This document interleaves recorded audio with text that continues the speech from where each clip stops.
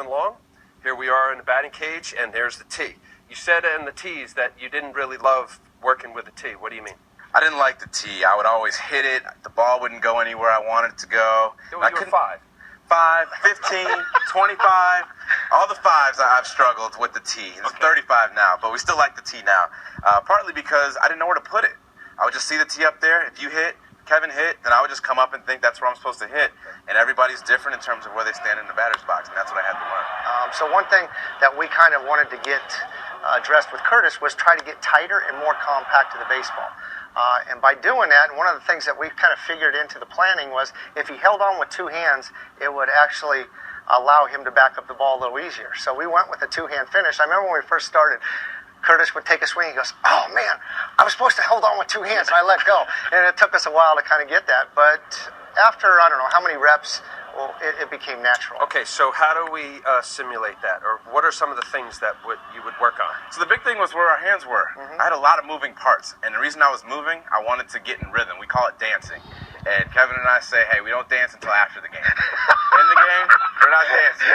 We wait till afterwards, and then we can go to the club and dance all we want to. So I was up here dancing, trying to find rhythm. I had my hands up here. I was doing all this stuff.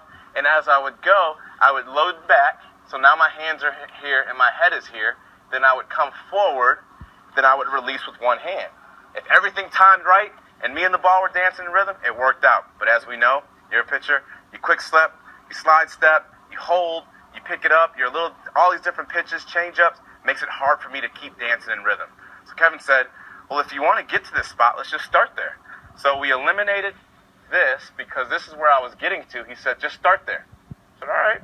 So now we went from here, and we just started there, which is exactly where I've been trying to get to consistently. So now, since I'm there, whether you throw the changeup, throw the fastball, I got a better chance of being in rhythm with you more consistently, and that's how it all started. So drill part, if we could just simulate. So the first thing we did is we brought the tee into play. Okay. Curtis goes, well, I don't really like the tee, and I haven't used the tee in the past. I said, well, the ball's not going to move. I can put the tee and the contact point where I think it should be, and we can kind of start there. So the first thing we did is he kind of set up. Go ahead and get your setup. And in order to find the perfect spot for the tee, which I felt was, about off his front knee here, we'd start in the setup, and we just slowly go to his position there and go slowly to contact. So now the next is to, hit the ball the other way, or? He's basically going to go from here. Go ahead, Grandy. Yeah, we're going to hit. It's not with the idea of going the other way, but a majority of the balls will go that way, just by the nature of where we place the ball. And that's something I had to learn, too. Everyone say, hit the ball the other way, hit the ball the other way. Well, if we put this ball right there, that's a hard pitch to hit that way. It's deep in on you. It's deep in the zone. It's hard to do this. That's the pitch you want to throw. That's a flare to your third baseman. So that's when I said earlier, I didn't know where to place the tee. I would come up there, see the tee right there, and they say, all right, work the other way. And I would look at it. Okay, that's not going to work. But I would try, and it just wouldn't work. So now we figured out, hey, I can move the tee. The tee's not stationary.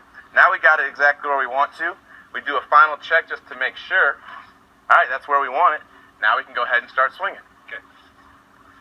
Heads up. So we get in, and we just loosen up, get in tight. And as you see, that ball went to the shortstop just by where we had it placed. We'll do some there. Then We'll we do slide. one more there. Okay, we'll do one more here.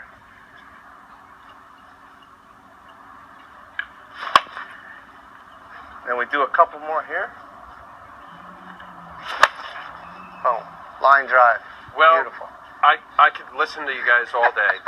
Heidi's waiting, and we got to wrap up this All right. hour show, but this is awesome. I appreciate it. Thank you. And we learned something.